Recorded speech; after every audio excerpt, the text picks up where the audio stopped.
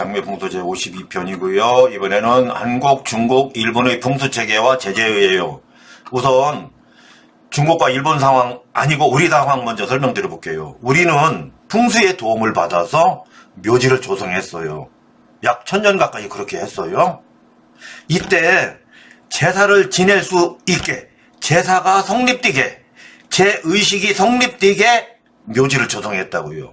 그렇기 때문에 묘지에서는 고인 몸체가 고정되죠. 이천장 하기 전까지는 고정되어요. 이때 고정될 때 북쪽에 머리 두고 남쪽에 발 두었다는 북도 남쪽, 북자 남향이 거기서 고정된다고요. 묘지라는 시스템 속에는 우리나라 기준 풍수가 포함되고 제사도 포함되고 묘지 문화도 포함되는 거죠. 이렇게 세 가지 문화 시스템 전통 풍속이 합체되어서 묘지라는 체계를 갖추는 거예요. 이 체계는 대한민국 사람이라면 매우 중요한 거죠. 1000년 가까이 그렇게 했기 때문에 그런 기준이 우리나라에는 있었기 때문에 집에서 제사를 지내던 아니면 세계 각지를 여행하면서 제사를 지내던 자연방해 관계없이 영정사진이나 재물우입회를 놓으면 그것이 북쪽이라고 하는 거예요. 그 부분은 제가 방금 말씀드린 것처럼 제의식과 풍수문화, 묘지문화가 합쳐서 체계를 갖춘 그 묘지에 고정되는 몸체가 기준되기 때문에 그렇다는 거예요. 그러면 중국도 그런지 일본도 그런지 궁금하잖아요. 그걸 이해 못하면서 한국 땅에서 묘자리만 잡는 풍수사로 역할한다면 문제가 있죠. 중국은 그렇게 하지 않고 일본은 그렇게 하지 않거든요. 그렇기 때문에 제가 생각하는 풍수는 이런 거예요. 제가 설명드려 볼게요. 몸체가 기준됩니다. 이 부분은 중국도 그렇고 일본도 그래요. 몸체가 기준돼요. 이 부분은 종교도 그렇습니다. 몸체가 기준됩니다. 종교 얘기는 조심스러워도 제가 많이 적용은 안 합니다. 그렇지만 저도 종교인이기 때문에 가끔 예를 들 수는 있겠어요. 종교도 몸체가 기준이고 중국도 기준이고 한국도 기준이에요. 어디서 기준되느냐 살펴볼게요. 장례 때 기준이 돼요. 삼국이 같아요. 종교 포함해서. 풍수 때 기준이 됩니다. 저는 양태 기준 말씀드리는 것이 아니라 제가 묘지 전문가, 장례 전문가, 풍수 전문가잖아요. 그렇기 때문에 그 세 가지 시스템을 기준으로 저는 설명하기 있기 때문에 양태 기준으로까지 이렇게 확대해서 제 이야기를 들을 필요까지는 없어요. 저도 그렇게까지는 이야기하지 않고 있어요. 오로지 저는 장묘 풍수 범주에서 이야기하고 있어요. 제가 또 장묘 풍수 명장이잖아요. 그런 입장이지만 아무리 명장이고 아니고를 떠나서 김진태 개인이 알고 있는 상식이 다른 분이 경험한 상식과 공부의 정도와 김진태의 개인 경험과 실무 공부의 정도가 차이날 수 있어서 견해차가 분명히 발생합니다. 제 이야기가 때로는 엉뚱하게 들릴 수도 있어요. 황당무계한 궤변으로 들릴 수도 있어요. 그럼에도 매우 중요하기 때문에 이 시점에서 말씀드리는 거예요. 왜 우리나라 땅에서는 장례와 풍수, 묘지, 제사, 종교가 둘이 아니고 한 몸이에요. 종교의식을 이해하려면 장례 모르고는 도저히 안 됩니다. 풍수 모르고도 안 되고 묘지 모르고도 안 돼요. 풍수를 이해하기 위해서는 장례 모르고서 산에 가서 패철만 논다고요? 이기 패철만 놓으면은 그 부분이 우리식 풍수사의 역할이라고요? 이거 아닌 거예요. 네, 다시 살펴볼게요. 한중일 공이 몸체가 기준돼요. 그렇기 때문에 기준되기 때문에 근본되는 거예요. 기준도 되고 근본도 됩니다. 이 몸체를 어떻게 근본되고 기준되게 하느냐, 나라마다의 설정이, 지향점이, 방향이 조금씩 달라요. 그렇기 때문에 풍수 체계도 다르고 묘지 체계가 다른 거예요. 그 다름이 멀리 저 우주 밖에서 보면 인간들이 하는 여러 행위 다 그것이 그것이로 보이지만 삼국의 의식체계 아니면 묘지체계, 풍수체계 이런 전통체계까지를 포함해서 오늘 간략하게 살펴볼 거예요. 일단 장례도 몸체가 기준이 되고 풍수도 몸체가 기준이 되는 거예요. 음택기준 그렇습니다. 묘지도 당연히 몸체가 기준되죠. 몸체가 있기 때문에 묘지라는 이런 업무, 용어, 단어가 생겨난 거예요. 풍수도 그래요. 음택기준을 보면. 장례도 마찬가지죠. 고인 몸체가 없는데 어떻게 장례라는 말이 생겨날 수도 없겠어요. 풍수, 묘지, 제사 다 그렇죠. 고인 몸체가 있어서 조성묘지에서 북쪽에 머리 두고 남쪽에 발을 둔 우리식 정치임을 한 가운데 우리의 기준이 성립되었기 때문에 제사가 진행되는 거죠. 종교식 마찬가지예요. 앞서서 장례, 풍수, 묘지, 제사가 완벽하게 우리식으로 시스템을 체계를 갖췄다는 대전제하에 종교도 의식을 하는 거예요. 조상의식을 말하는 겁니다. 이런 부분은 한국, 중국, 일본이 공이 같다. 또 종교도 같다. 여기까지는 같아요. 일단 두 번째 살펴볼게요. 지금은 기준 살펴보는 거예요. 두 번째는 삼배입니다. 삼배는 동아시아 장례, 장묘 문화에서 안 쓰는 나라는 단 한 나라도 없어요. 삼배를 어떻게 적용하느냐에서 다른 것이지 삼배를 통해서 가문구나 부작구로 사용하지 않은 나라는 단 한 나라도 없습니다. 단 한 민족도 없어요. 우리처럼 염의로 100% 적용했느냐 여기에서만 차이가 있어요. 다른 꼭 염으로 사용했느냐 염의를 사용해야지만 되느냐 이런 부분은 멀리서 보면 꼭 그렇지 않아요. 많이 사용했느냐 적게 사용했느냐 이 부분도 중요하지 않아요. 삼배를 어떻게 적용해서 체계를 갖췄느냐가 더 중요할 수 있어요. 그렇지만 우리 민족은 효자의 나라여서 삼배를 고인 옷으로 적용했고 특히 세계에서 유일하게 우리나라에만 있었던 풍수가 있었기 때문에 풍수와 결합하려면 삼배 아니고 다른 옷을 입고 결합하면 안 됩니다. 곽관장 아니고서는 안 되는 거예요. 곽관장은 전혀 다른 장묘 시스템이라서 다른 옷 입어도 되지만 관장이나 탈장 이 경우에는 삼배를 안 입으면 우리식 풍수 체계로 합체가 일단 안 되는 거예요. 상호 충돌되는 거예요. 상충하는 겁니다. 그렇기 때문에 상충하는 옷을 굳이 입힐 필요가 없잖아요. 그래서 삼배가 1번인데 동아시아에서 삼배를 적용해서 체계를 갖추지 않는 나라가 단 한 나라도 없다고 그랬어요. 다만 여기서 일본은 예외예요.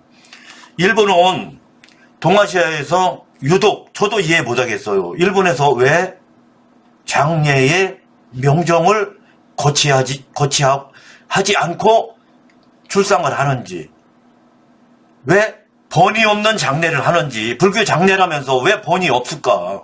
이 부분 저도 동경에서 박사과정하는 저의 동료를 통해서 왜 그런지 좀 알려다오. 모르겠다는 거예요. 옛날서부터 그냥 없었답니다. 또 일본 친구들한테 제가 겨우겨우 번역해서 물어보지요. 모르겠다는 거예요. 옛날부터 없었기 때문에 없다는 거예요.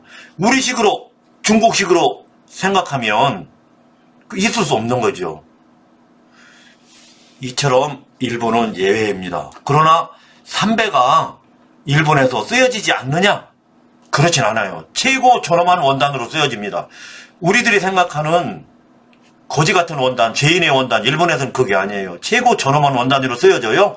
다른 방향에서, 다른 위치에서 쓰여지는 거다. 그렇기 때문에 저도 예외라고 했어요. 한지 다 쓰여집니다. 동남아 기존 장의식, 묘의식에서 다 쓰여져요. 우리처럼 쓰여지지 않지만 삼배랑 비슷한 경우에요. 일본은 예외입니다. 알 수 없어요. 일본은 소창 다 쓰여져요. 일본은 여기도 예외예요.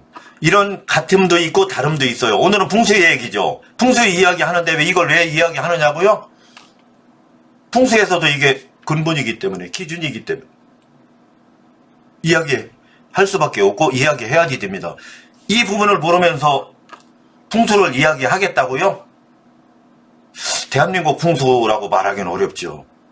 풍수가 그저 산역만 살피고 이기만 고려해서 자양을 놓으면 그게 풍수라고요? 절대 아닙니다. 풍수는 종교의식까지 깊게 들어가 있는 거예요. 하나라도 분리되면 대한민국의 풍수가 성립될 수 없어요. 옛날부터 오늘에 이르기까지 우리는 장례를 말할 때 예서를 기준해서 말하잖아요. 주작 아래 등을 예서를 기준해서 말하잖아요. 우리랑 아주 멀리 있는 주작 선생의 가래까지 끌어들여 말하고 있잖아요. 총교도 마찬가지예요. 우리와 아주 멀리 있는 명당경이 있다고요. 경문이 아주 있어요. 불교에서도 명당경이 있고 일반에서도 명당경이 있어요. 이런 것처럼 우리의 근본 속에는 이런 체계가 있다고요. 그런데 종교를 이해 못하면서 우리나라에서 묘토를 잡는 풍수사로 하겠다고요? 이 부분 있을 수 없는 겁니다. 풍수사가 제사도 독립이 안 되는 그런 묘토를 잡아서 그런 묘형을 구축하면 우리나라에서 풍수사라고요? 풍수사는 묘토를 점열하는 것뿐만 아니라 우리 식대로 눕혀드리고 제사가 성립될 수 있는 단짜기까지 해야지 풍수사인 거예요. 그런 점 분명히 말씀드리면서 한중일 묘지 구주를 통해서 어떻게 풍수를 적용했는지, 우리식으로 적용했는지 아니면 우리와 다르게 적용했는지를 알아야지 된다고 봐서 오늘 이 시간 마련했어요. 저는 입지 상황 볼 거고요. 왜 그러냐면 우리나라는 터 중심이거든요. 입지 중심입니다. 땅을 통해서 기운이 오고 갔고 그 기운이 몸체를 통해서 자손에게 연결된 가문구주라는 거예요. 100% 우리나라는 터 중심이죠. 중국은 절대 아니거든요. 일본도 절대 아닙니다. 중국도 절대 아니에요. 불교도 절대 아닌 거예요. 다른 종교도. 우리나라가 생각하는 풍수는 우리나라밖에 없다고 제가 줄기차게 주장했는데 그 말이 무슨 말인지 저 김진태만 알고 있을 수도 있다. 이런 생각이 들었어요. 그래서 오늘 말씀드려보는 거예요. 다시 한번 이 중요하기 때문에 말씀드려볼게요. 우리나라에서는 명당, 터, 입지, 묘지, 풍수 이렇게 하면 터 중심이에요. 땅 중심이에요. 땅 중심. 지 중심이에요. 지. 땅 지자. 이 땅이 연결된다는 거예요. 이 연결은 명당경에서 설한 바와 같아요.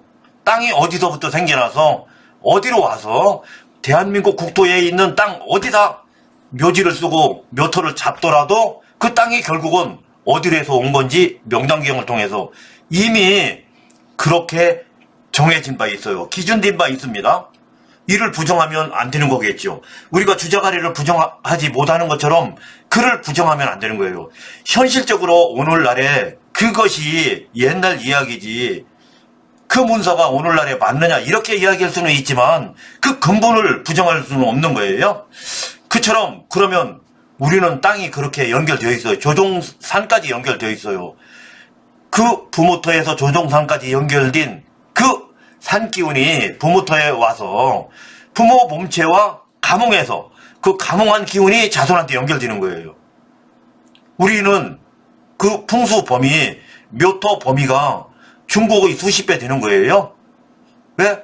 땅을 통해서 연결되었기 때문에. 백두산을 통해서 연결되었기 때문에 백두산서부터 한라산까지가 우리의 묘토인 거예요. 그렇기 때문에 중국 황제의 묘지가 아무리 커봐야 우리 컨셉에 비교될 바 아닙니다. 어느 분은 자금성이 우리 경복궁보다 크다고 하잖아요. 저도 가봤어요. 자금성 가보고 경복궁 그 얘기 듣고 다시 한번 가보고 다시 한번 가보고 했지만 우리 경복궁이 엄청나게 큰 거예요. 우리 경복궁에 비하면 자금성은 경복궁의 화장실보다도 작은 거예요. 이 부분 우리나라 분들이 매우 잘못 알고 있는 거죠. 묘지도 마찬가지입니다. 우리의 스케일은 우리 대한민국 입장에서 백두산부터 한라산까지가 우리의 묘토인 거예요. 그런 대국, 큰 국이 우리들의 묘토 입지 조건에 섰다고요. 이 부분은 제가 다시 한번 말씀드리지만 명당경을 이해하면서 풍수 역할을 해야지 된다고 봐요. 구성을 또 알아야지 돼요. 어떻게 구성했느냐. 풍수 구성이면 우리는 고인몸체를 눕혀드리고 백두산서부터 한라산까지 연결되도록 구성한 게 우리 식이에요.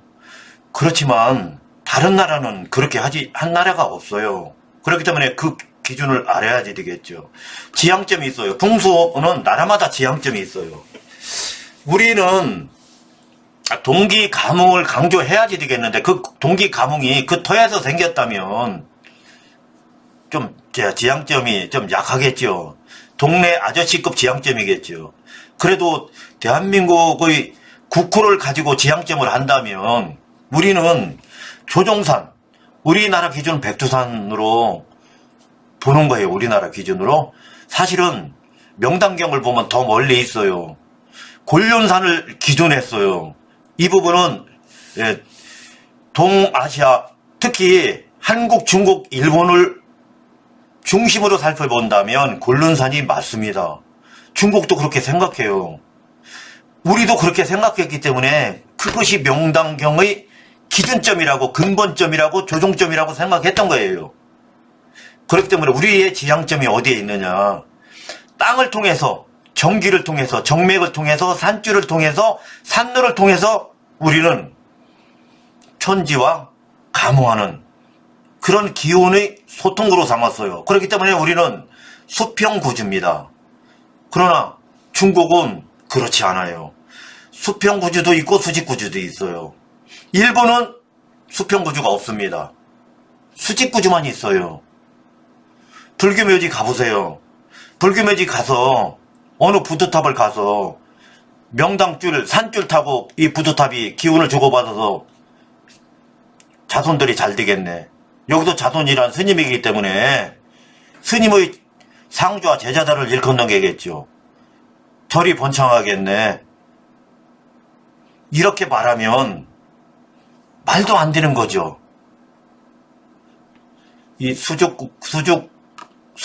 구조와 수평 구조를 알아야지 되는 겁니다. 풍수를 올바르게 이해하려면은 주변국은 수직 구조이기 때문에 우리는 수평 구조의 우리 체계에서만 익숙해져서 그 구조만 생각하면서 풍수사를 하면 안 된다고 강조하고 싶어요. 그렇게 풍수사 역할을 하면서 풍수평을 해도 안 되죠. 풍수평이 우리나라에서는 지나칩니다. 외국 상황 모르기 때문에 우리나라 상황만 알기 때문에 풍수평도 그렇게 가고 있는 것 같아요. 모두를 포함해서 제가 드릴 수 있는 제 경험치, 제가 알고 있는 상식 범위 내에서만 이야기할 거예요. 정도가 넘지도 않고 부족하지 않은 그 경계선에서 이야기할 겁니다. 저는 다시 한번 말씀드리지만 장례 묘지 풍수 입장에서 특히 장묘 풍수이기 때문에 양택 풍수는 제가 이야기하는데 생략될 수 있어요. 그렇지만 양택 풍수도 음택 풍수와 다를 바가 없어요.